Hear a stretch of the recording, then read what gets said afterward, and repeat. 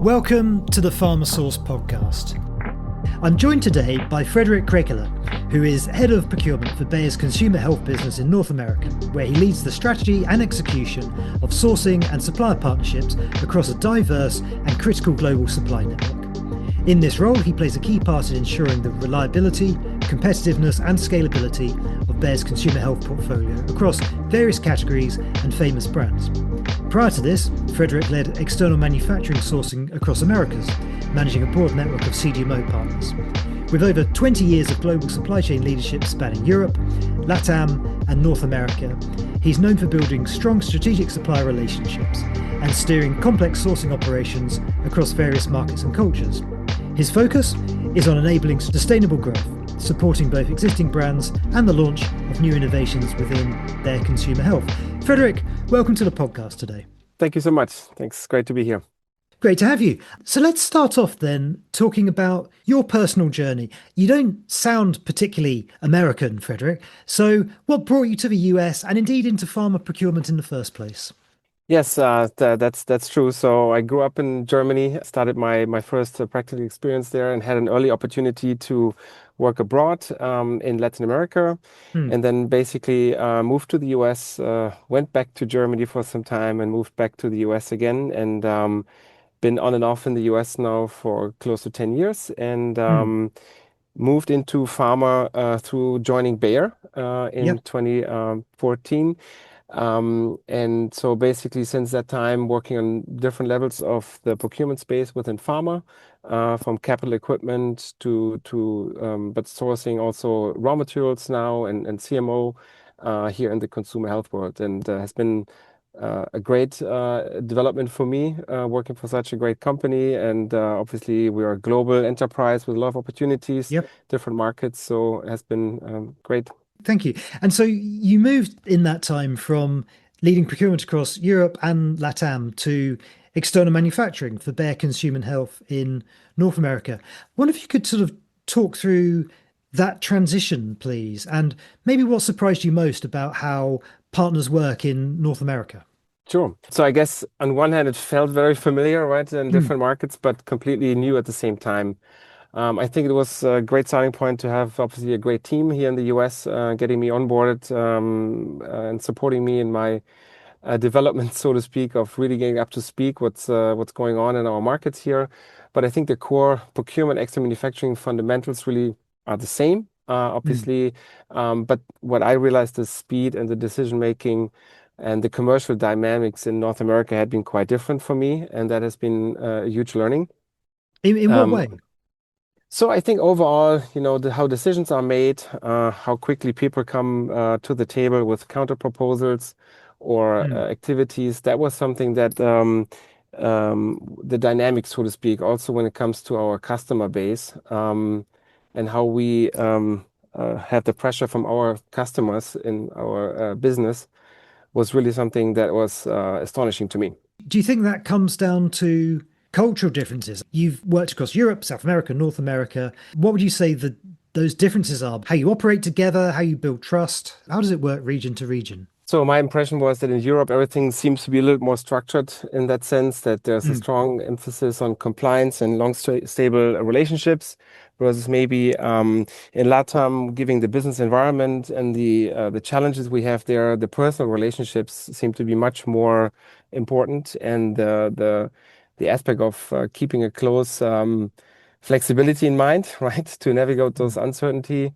And then here in North America, as I said, it's a very strong commercial mindset, much more data involved. And when I think about the discussions, what surprised me a little bit was sometimes the lack of the outlook into the mid and long-term strategy. Sometimes a little very short-focused mindset in the day-to-day operations in the US. So I felt like that was something I was a little bit surprised to find that balance between mid to long-term decisions, but also very, so to speak, quarterly focus on results and performance. So that was quite a learning curve for me, and that's interesting. And that surprised me. On the other hand, what was great to see was obviously the access of the the access we have to the leadership here in some of those suppliers, and that's something maybe we can talk later more. But I think that's really something that I was surprised how quickly they're engaged with their customers and they're willing to engage. The overall responsiveness of the CMOs here is very high. And obviously, as I said, they have a very growth focus on growth and profitability, which can be really a positive driver, especially if you work together on new innovations. And maybe last is the ownership structure. In Europe, you still have some companies, medium to smaller scale, family-owned businesses. Here in the US, I think there have been more in the past, but over COVID funding and experience, the ownership structure has changed. And so I feel like there's quite a bit of private equity funding and less of a family business orientation in some of that was also quite interesting to learn. But I have to say, if they co-create with you and you are a good partner, there's a huge long-term potential to work together in this market. And for me personally, I just had to overcome this to make maybe faster decisions with less perfect Yep. information. And that market here moves, as you know, very quickly. And so it has been quite a ride. Very interesting. How does that work with head office? You've got the big bear HQ over in Europe. Does that create a tension at all between what's happening in North America, what's happening in LATAM? The interesting part for our business is in consumer health, we are truly delivering the world in many countries in different regions. Our products you will find all over the world in your local pharmacy or other supply chain. The amazing thing is we have obviously a headquarter for consumer health based in Basel, but on the other hand, there is a huge flexibility within key regions to develop local products and go to markets. We have different products for different regions. Surprisingly, we don't sell all the products around the world. We have focus areas in certain technologies. But North America is one of the major markets for this business and very important. So with a lot of big customers, big retailers, and a lot of opportunities to learn. But we also have very small markets where we are very successful with our products. So I would say, to answer your question, no, we have, especially with our new models, how we work, quite independent structures that we have go-to-market strategies by region.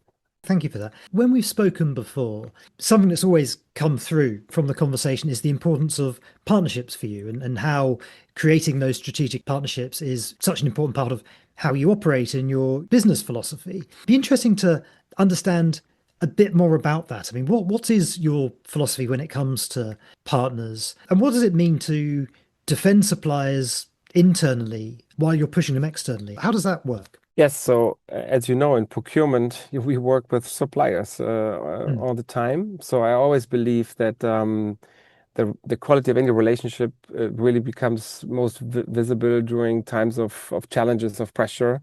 And so I think the modern procurement organizations, as we have here with Bayer, is just not longer just focused on negotiation and cost management. A big part of our role is also to align internal business expectations. And so for me personally, to answer your question, it starts with the selection of the supplier. I think it's super critical to start from the beginning to set the right expectations on both sides. Otherwise, later partnerships always come under crisis in my experience. This continuous review of a supplier portfolio, even if you have good suppliers, you have to continuously work on your supply base, I would say. And as you can imagine, trust, right, gets built over time. So once you have a trustful relationship with those suppliers and an internal alignment with your own stakeholders, this is also a big part. We are a large organization. We have many people talking to suppliers. So we have a concept how we work with suppliers on a day-to-day and then on a more strategic level. But I think it's for me important that whenever it comes to issues, both parties have to perform, so to speak, on their side. And everybody's responsible for their own delivery here, whether it's our stakeholders, but also the suppliers. So when it comes to issues, I think creating the transparency is super important. And really, if the supplier is behind or if there's issues, we hold them accountable. It's my entire team. This same philosophy that we are very clear and expect the resolve of those issues. But on the other hand, if it's also us, and most of the times it's a mixed bag, or it's also driven by our maybe unrealistic expectations, we come into the situation.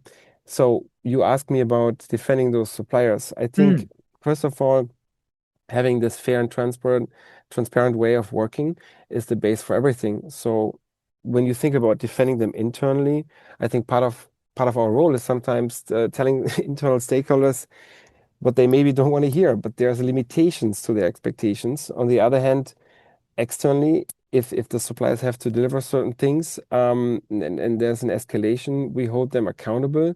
And I think we play a key role in this as a procurement function to mediate those topics. And what I've learned over time is that the credibility with suppliers comes less from just being aggressive, but also having the consistency in the relationship. And we see this activity valued by our own internal stakeholders on a daily basis. So that's one of our key roles we play to manage those situations. And I think we add a lot of value by doing this. It's a complex web, isn't it? External manufacturing. When you think Yes. about all of the stakeholders at your side Hmm. and at their side and trying to align everybody. How important is it then that procurement manages to build those relationships all the way up to like the highest level within the supplier, up to the C-suite? Yeah, so getting to the C-suite, right? That's a commitment, I think, from both sides. Mm. You obviously need to be having the willingness on both sides to work together on those levels. But I think on those C-level relationships, we can really talk about the long-term roadmap, where the Hmm. supplier wants to invest, where we want to grow, and how we can turn those plans together when it comes to capacity, maybe technology and innovation in the future. And this way, where we typically discuss the bigger topics and investments. So this is why we use it for, but it's also in critical, difficult situations, right? Where we have the direct influence on the supplier through that relationship. And this regular contact, I think, is really what has been successful for us to keep that going in, so to speak, ups and downs, and also keep it on the personal level, but also obviously on the professional base. Um, and for us, the learnings have been quite huge because we understand better their strategies through those conversations, their pressures, their pain Hmm. points, their issues, and we can put our position as Bayer also more in front of them and help each other out where we need to work together in situations where they need help us or we need help us. So I think this is um, a super important thing. And also, look, during the quarterly business reviews, we have a separate session where we have a session where some of our leaders get together to talk maybe certain broader discussions. So we try to find also regular connects Mm. to keep them alive. And just recently, we had one situation where I was approached by one of our largest suppliers, their CEO, because there was a disconnect between point of views about between two organizations and how we can work, resolve them, and having this relationship in a trusted way really helps both organizations to see how to resolve them, and this engagement also signals a mutual commitment inside both organizations. How willing do you find them generally to be able to have those co-create a roadmap and capacity over several years? Do you find that that's always the way, or are some more responsive to that sort of approach than others? I think it depends a lot how much you're willing to invest upfront and Mm. try to build this relationship. It's difficult to build that relationship if you don't have it and you need it. So it's an investment. So I typically, our team tries to keep those relationships ongoing. We introduce also our leadership on a regular basis if there are changes to the supplier. So yes, for us, it has been rather positive and there has never been a rejection of this. The question is that at that time, if there are true things to resolve, how engaged leaders are. But overall, I've seen this very as a positive outcome, and most people are interested to keep those dialogues going because typically we are an interesting customer to them, Mhm. whether we are small or large, for our reputation, our reference. So there's also this interest to learn, and we have a lot of suppliers who participate of us learning in many ways, and also functionally. When you think about quality and FDA and all these things, we have a lot of expertise, so suppliers are willing also to get this access to those more executive exchanges. I think it was probably 2 years ago, I think, when we had a conversation with Malik Akhtar, CPO of Bayer Consumer Health, and he explained to us then it was this new, at the time, Project Martini, which you were just embarking on as a team, the consolidation of your CMO network. It'd be great if you wouldn't mind giving us a bit of an update on Project Martini and maybe what were some of the strategies within that worked well. Absolutely. Obviously, overall, it went overall very successful project for us, but also for our suppliers. So Project Martini, as you know, was a kind of strategic reset of our external manufacturing network, right? Mm. And it was a cross-functional team working on this program led by the procurement team with all the functions included, from regulatory to quality to operations. And the goal was at that time not just to negotiate a new price, but really to build up, how can I say, a more resilient and cost-performing network for us, Mhm. with also better transparency and accountability on when it comes to those terms. So we were trying to standardize terms. So the vision was really to also use that program to improve our commercial teams, to commercial terms, but also have a strategic network design for the future. Mm. And so how it really worked, we created this constructive tension in the market. That means we moved from a more, let's say, static supply landscape into a more competitive environment. So we brought over 100 CMOs to the table, with vetting them, with interviewing them, and basically shared that we will reset our landscape with some different terms and but also more opportunities for them. Mm. So try to create this mutual interest on both sides, and that really changed the supplier behavior. First of all, participation was great. We awarded hundreds of millions of euros in spend to those suppliers, over 200 different products with those 100 CMOs. And what was really interesting to me is that we standardized certain terms, so across the board, and also we created this real commercial movement. I think the Mm. project identified significant savings, but also surfaced interesting transfer opportunities that we were able to use in the future. And the learning was here, it was existing CMOs, but also new ones. So we had a Mm. big combination of both. So it was interesting for suppliers to grow with us, with our strategic partners, but we also gained much better visibility, I would say, into the market capabilities and their capacities, Yeah. and just the overall economics across the industry. So I think we always talk about transparency when you think about it, but what it comes down to at the end is that they're willing to engage. And for me, transparency is just not a given thing. You maybe sometimes have to force it by competition, and I think Mm. that's something what we did very successful. And so overall, a multi-year initiative that we concluded across the world. It's a lot of work, but it Mm. really gave us great insight and learnings, and also learn more about our suppliers, especially about existing ones, because as you know, as you can imagine, things change also on their side. Suppliers continue to invest in certain technologies, or so a lot of learnings, and we're still using those advantages today. Sounds like a really interesting exercise and a great way to get a real cross-section view of what's happening in the market. I wonder if there's any takeaways you could share with us on how the CDMO space tends to be approaching pricing at the moment. We had a really interesting case study, data-backed presentation from Filigenus at CDMO Live. They were presenting a huge variance in pricing, and some of the reason was using a cost plus model, market minus model, competitive benchmark pricing, and really, showed the massive spread of prices for the same brief. What were you seeing in that, Frederik? Yeah, so I think obviously we have an existing network, so there's a lot of history, I would say, or or prior knowledge about how we landed those prices over time. Mm. As you very well remember, or we all remember the COVID time, the post-COVID time. So there has been quite a few fluctuation in pricing. And so basically, the existing base has certain pricing historically. Um, some of them with more than others, less transparency. So Mhm. as you can imagine, we buy everything. We buy not only contract manufacturing services, we also buy a lot of raw materials when it comes to APIs, formulation materials, and packaging. So we do have the advantage, so to speak, that we also are a producer.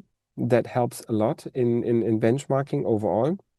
The second portion is that we work with our CMOs to see how far can we go down the road when it comes to tier two pricing and other Mm. values they can create for us. But to your point, we see the same whenever we go out for bid, sometimes huge fluctuations. Concerning is always to make sure we're comparing apples to apples, right? Sure. Because obviously we have very high quality expectations, we have very high standards, and there's also cost to that, and we want to make sure that we are understanding the full requirements. So yes, we have similar experience. What we are trying to work with to have a more transparent and collaborative support approach with those companies to share and open up where they can, so we can work together. Because at the end of the day, we always have to keep our end consumer in mind, right? Mm. The end consumer in this industry is under huge pressure in different categories, and we want to make sure we do everything we can to really keep that in our mind. We are not in the, let's say, industry where we can say it's a cost plus situation. So we're trying to work very hard with our customers, suppliers, sorry, to CDMOs, to bring also key customers in to say what has to be done in which areas. And so yes, so we Mm. see a mix, but it has been quite successful if both parties are willing to work together. But also then sharing a little bit the ups and downs, right? It's not a one-way street, so you got to Mm. have that balance, coming back to the relationship earlier. But if you're willing to do that and leveraging our buying power maybe on some of those materials that we produce ourselves has been quite successful, and that's how we try to keep a close eye, I would say, on this topic as much as we can. Thank you. How do you work with suppliers on an ongoing basis to keep them engaged with what you're doing? I guess I'm thinking about innovation days and those sorts of activities. What have you found to be an effective way of working? So we really try to work with them on a regular base, not Mm. only operationally but also strategic reviews. We're trying obviously to optimize our network to work with less companies in an ideal world, so to prioritize our resources. But what has been working very well for us is a regular engagement. We do on-site QBRs both Mm. ways. We bring them into our major headquarter offices on a regular base. On multiple fronts. And we do innovation days with suppliers where we bring them in, just sharing, let's say, latest innovations that we are Mm. looking for. So we really do a lot of work to prepare them on both sides. We send out our requirements, what we see, what we're looking for. The CDMOs come in with their point of view.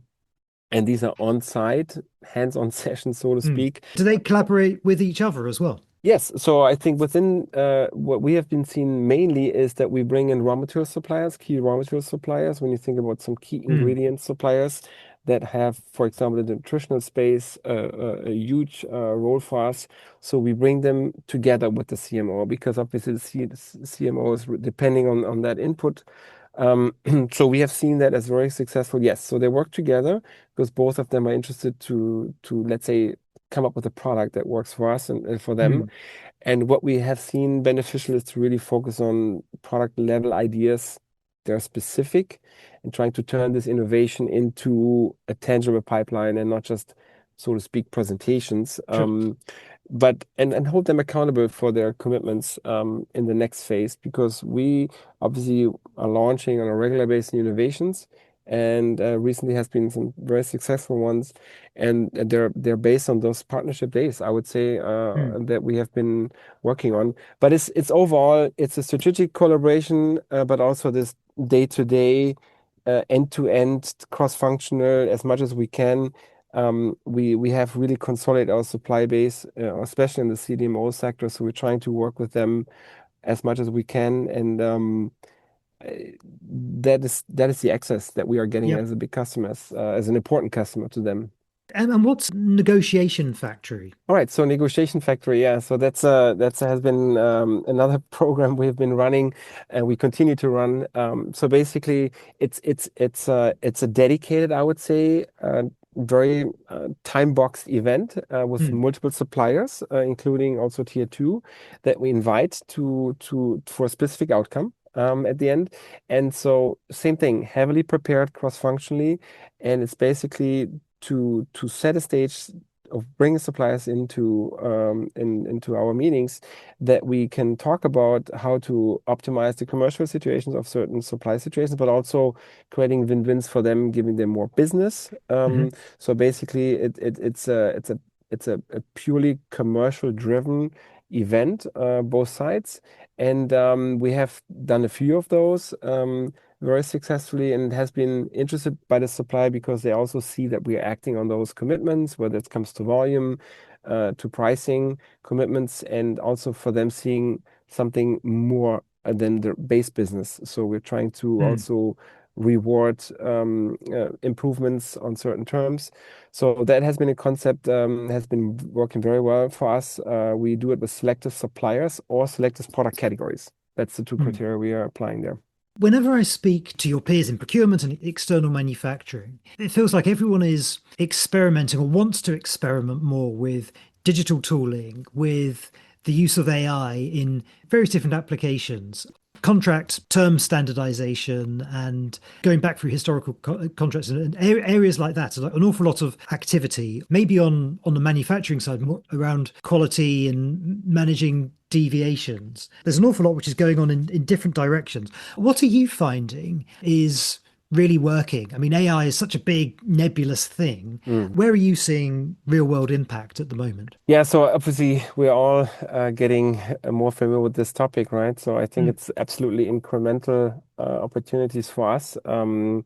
I think we're at this point all still learning to understand the capabilities, trying to find the best use cases for our organization. mm, As a company, we're investing heavily in the tools and also upskilling our people. We just completed an internal training to really upscale our organization when it comes to AI.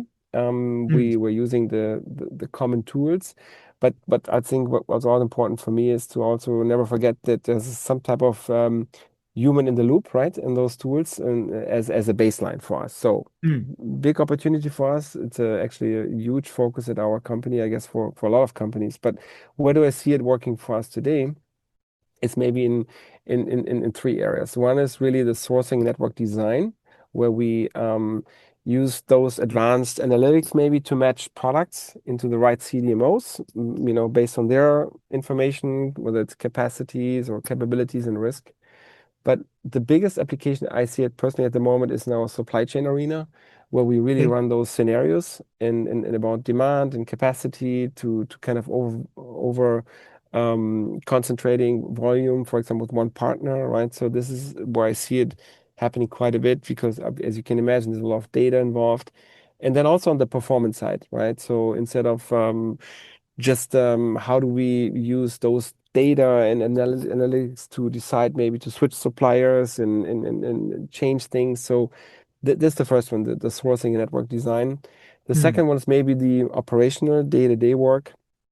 So we use a lot of those trend analytics on batches and deviations, and but also on these joint business reviews. So we really try to get more predictive in some of those analysis, how things are going, um, prioritize those purely more predictive insights mhm, instead of just looking at maybe some old scorecards like in the past. And then the last one, which is obviously a cross-functional work, more is on the quality and documentation compliance area, where I see we're using AI to assist us in speeding up turnaround times and protocols and reports, but also use it for surfacing relevant regulatory changes mm. that could affect us. So that's where I see it right now. But obviously, it's as you said, it's a huge how can I say area of interest at the moment. I think it doesn't change the supplier behavior directly, but I think they see some of their benefits as well. It also comes about engagement of suppliers.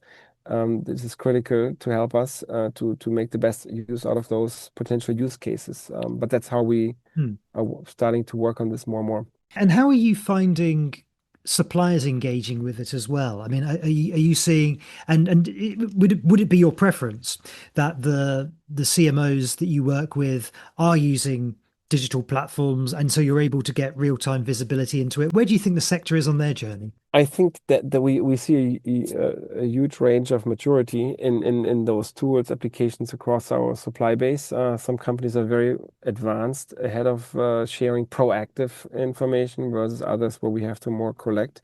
But yes, when it comes to material sourcing, when it comes to risk management, obviously we would like to get more integrated because we are also integrated with our customers. As you can imagine, we have Hmm. some real big retail customers that have expectations for us on those topics as well. Yes, so that would be great if those companies are willing to share obviously in a managed and confidential way data they can share with us to grow, let at the end grow our business and reduce volatilities in our supply chain. Hmm. Um, so yes, we see this as something that we are looking forward Yeah, great. to expanding. And what kind of impact is direct to consumer, that whole DTC trend, whether that's Amazon Health, Trump RX, or all the other digital platforms on consumer health? Because I imagine the consumer health business is fairly exposed to that sort of changing consumer behavior. How's that impacting what you do in procurement?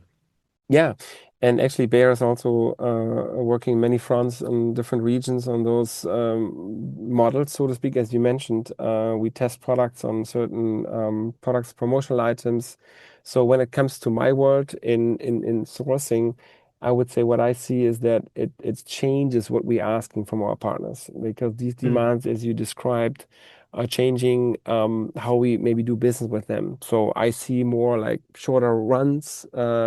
We Okay. basically ask more agility from our CDMOs Hmm.